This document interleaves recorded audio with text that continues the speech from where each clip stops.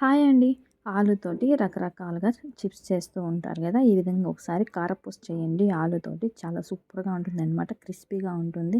Taste కూడా చాలా బావుంటుంది. పిల్లలు కూడా ఆలు అంటే చాలా ఇష్టపడతారు కదా! ఈ విధంగా ఒకసారి కారపూస చేయండి ఆలుతోటి. సూపర్ క్రంచీగా ఉంటుంది. టేస్ట్ కూడా చాలా బావుంటుంది. ఇంకా త్వరగా కూడా చేసేయొచ్చనమాట. ఈజీగా చేసుకోవచ్చు. ఇది ఈవినింగ్ స్నాక్స్‌కైతే చాలా బావుంటుంది. ఈ విధంగా చేసి పెట్టండి. ఎలాగో హాలిడేస్ వస్తున్నాయి కాబట్టి 2, 3 రోజులైనా తింటారనమాట. ఒక 1 వీక్ అయితే స్టోర్ చేసుకోవచ్చు. ఒకసారి ఆలుతోటి ఎలా చేయాలో ఒకసారి ప్రాసెస్ చూడండి. వీడియోని స్కిప్ చేయకుండా లాస్ట్ వరకు చూడండి. మీకు బాగా అర్థమవుతుంది. ఇంక ఈజీగా కూడా చేసేయొచ్చనమాట. ఇక్కడైతే 2 బంగాళదుంపల్ని ఇలా ఘాట్లు పెట్టి ఉడకపెట్టుకుంటే మనకి పొట్టు తీసేటప్పుడు ఈజీగా వచ్చేస్తుంది. ఈ విధంగా 2 బంగాళదుంపల్ని ఇలా ఘాట్లు పెట్టేసి ఉడకపెట్టేసుకోండి ముందుగా అయితే. ఉడకపెట్టుకున్న తర్వాత ఈ విధంగా పొట్టు తీసేసి మనం ఎక్కడ గడ్డలు లేకుండా సన్నగా తురిమేసుకోవాలి. లేదంటే మీరు చేత్తో అయినా నలిపేసుకోవచ్చు. ఇక్కడ నేను పొట్టు తీసేసి మ్యాషర్ తోటి ఇలా సన్నగా తురిమేసుకున్నాననమాట. ఎక్కడ గడ్డలు లేకుండా తురిమేసుకోవాలి. అప్పుడే మనకి ఎందుకంటే మనం కారపూస చేస్తాం కాబట్టి సన్న హోల్ ఉండేది చేసుకుంటాం కాబట్టి గడ్డలుంటే మనకి ఆయిల్‌లో దిగదనమాట కారపూస. ఈ విధంగా తురిమేది ఉంటుంది కదా! ఇలా సన్నగా అయితే తురిమేసుకోండి. మనకి చేత్తో నలిపినా గాని అక్కడక్కడ గడ్డలుంటుంది. చిన్న చిన్న గడ్డలు. మనకి కారపూస వేసేటప్పుడు దిగదనమాట పిండి ఆయిల్‌లో మనకి విడిపోతూ ఉంటుంది. పొడి పొడిగా రాలిపోతదనమాట కారపూస. రౌండ్‌గా రాదు. అందుకని చెప్పి ఈ విధంగా సన్నగా తురిమేసుకుంటే గడ్డలు లేకుండా చాలా సాఫ్ట్‌గా వచ్చేస్తది ఆలు. తురుముకున్న తర్వాత ఒకసారి బాగా కలిపేసుకోండి చేత్తోటి. ఏమైనా గడ్డలుంటే చేత్తో అలా నలిపేసుకుంటే సరిపోతది. ఒకసారి ఈ విధంగా చేయండి. కారపూస అయితే చాలా టేస్ట్‌గా ఉంటుంది. బియ్యపు పిండి కన్నా గూడా ఇలా ఆలు మిక్స్ చేసి వేసుకుంటే క్రిస్పీగా ఉంటుంది. ఆయిల్ కూడా పెద్దగా పీల్చదనమాట. ఒకసారి అయితే ఈ విధంగా ట్రై చేయండి. ఎప్పుడైనా ట్రై చేయకపోతే ఈ విధంగా బాగా మెత్తగా నలిపేసుకోవాలి చేత్తో అయితే. బాగా కలుపుకున్న తర్వాత ఒక కప్ అయితే బియ్యపు పిండిని యాడ్ చేసుకుంటున్నాను. ఇది పొడి బియ్యపు పిండి. అదే కప్పుతోటి ముప్పావు కప్పు వరకు శనగపిండిని యాడ్ చేసుకుంటున్నాను. రుచికి సరిపడినంత సాల్ట్, ఒక హాఫ్ టేబుల్ స్పూన్ వరకు కారాన్ని యాడ్ చేసుకుంటున్నాను. జీలకర్ర పొడి ఉంటే యాడ్ చేసుకో. నేను ఇక్కడ గరం మసాలా యాడ్ చేస్తాను. జీలకర్ర అయితే వేయకూడదు. మనకి ఆ సన్న గొట్టంలో దిగదనమాట. ఇక్కడ మీ దగ్గర డ్రై పుదీనా ఉంటే కొద్దిగా ఈ విధంగా నలిపేసుకొని అయితే కస్తూరి మేతిని ఇలా పిండిలో కలిసిపోయే విధంగా ఉండాలన్నమాట. లేదంటే గొట్టంలో తగులుకుంటుంది. ఇలా పీస్ అంతా సపరేట్ చేసేసాను. ఇది పక్కకు తీసేసి తర్వాత వేడివేడిగా 2, 3 టేబుల్ స్పూన్లంతా ఆయిల్‌ని అయితే యాడ్ చేసుకోవాలి. మీ దగ్గర సాల్ట్‌లెస్ బటర్ ఉంటే యాడ్ చేసుకోండి. నేను ఇక్కడ ఆయిల్‌ని అయితే యాడ్ చేశాను. ఆయిల్ వేసిన తర్వాత గెరటితో ఈ విధంగా కొంచెం కలిపేసుకోండి కలిసేలాగా. ఆయిల్ కొంచెం వేడిగా ఉంటుంది కాబట్టి ఫస్ట్ చేత్తో కలపకుండా గెరటితో కలిపేసుకోండి.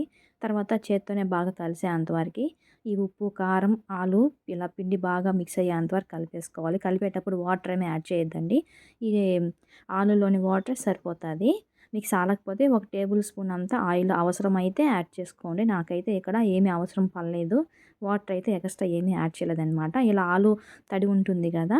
అదే సరిపోతది. మనకి పిండిలో బాగా మిక్స్ అయిపోతది. ఎక్కువ ఆయిల్ అయితే మనకి ఆయిల్ ఎక్కువ పీల్చేస్తదనమాట కారపూస. ఈ విధంగానే కలిపేసుకోవాలి. ఇలా పిండి కలిపేటప్పుడు మనకి చేతికి ఇలా అంటుకుంటుంది కదా! ఆ విధంగా ఉండాలనమాట కన్సిస్టెంటీ. ఒకసారి చూడండి.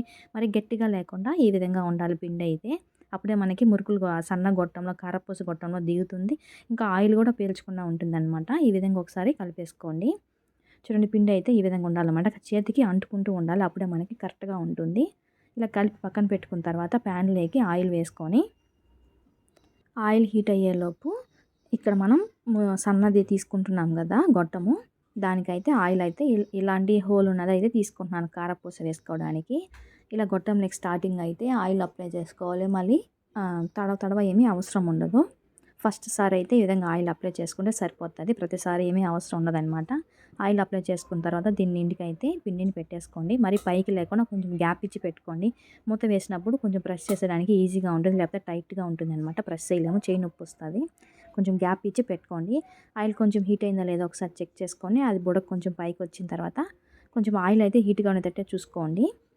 పిండేటప్పుడు కొంచెం మీడియంలో పెట్టుకోండి. ఎందుకంటే సెగలాగా వస్తుందనమాట చేతికి. ఇలాంటిది ఉంటే ప్రెస్సింగ్‌ది ఈజీగా ఒత్తేసుకోవచ్చు. ఈ విధంగా ఫుల్‌గా గొట్టంలో పిండి మొత్తం ఈ విధంగా ఒత్తేసుకోండి. అప్పుడే మనకి రౌండ్‌గా చెక్కలాగా వస్తదనమాట. స్టార్టింగ్ కొంచెం మెత్తగా ఉంటుంది. ఒక సైడ్ బాగా క్రిస్పీగా ఫ్రై అయిన తర్వాత ఇంకొక సైడ్‌కైతే తిప్పేసుకోవాలి. ఈ విధంగా అనమాట. ఒక సైడు కొంచెం కాలిన తర్వాత ఇంకొక సైడ్‌కి తిప్పుకోవడానికి కొంచెం వీలుగా ఉంటుంది. లేదంటే మెత్త మెత్తగా ఉంటుందనమాట. తిప్పుకున్న తర్వాత కొంచెం మీడియంలో పెట్టుకొని కొంచెం మరీ బ్రౌన్‌గా అవ్వకముందే ఎత్తేయాలి. ఎందుకంటే ఆయిల్ హీట్‌గా ఉంటుంది కాబట్టి ఇది ఎత్తిన తర్వాత కొంచెం కలర్ అయితే చేంజ్ అవుతుంది. ఇదే విధంగానే అన్నీ గూడా ఒత్తేసుకోవాలి. ఇదే విధంగానే మిగిలిన పిండినంతా గూడా ఇదే విధంగా ఒత్తేసుకోవాలి. కాకపోతే ఇక్కడ ఒకటి గమనించాలి. ఒత్తేటప్పుడైతే సెగ మాత్రం బాగా ఉంటుంది. స్టవ్‌ని మీడియంలో పెట్టుకోండి ఒత్తేటప్పుడు. ఒత్తిన తర్వాత హైలో పెట్టుకోండి. కొంచెం దూరం నుంచి ప్రెస్ చేసుకోండి. ఆయిల్ ఎక్కువ హీట్ ఉంటుందనమాట. ఈ విధంగా ప్రెస్ చేసుకొని అన్నీ గూడా ఇదే విధంగా ఫ్రై చేసుకోండి. చాలా ఈజీగా అయిపోతదండి. చేసి పెట్టుకుంటే 1 వీక్ వరకే స్టోర్ చేసుకోవచ్చు. ఎలాగో సమ్మర్ వస్తుంది గదా! ఇంట్లోనే ఉంటారు పిల్లలు. ఈ విధంగా చేసి పెట్టండి. ఇష్టంగా తింటారనమాట.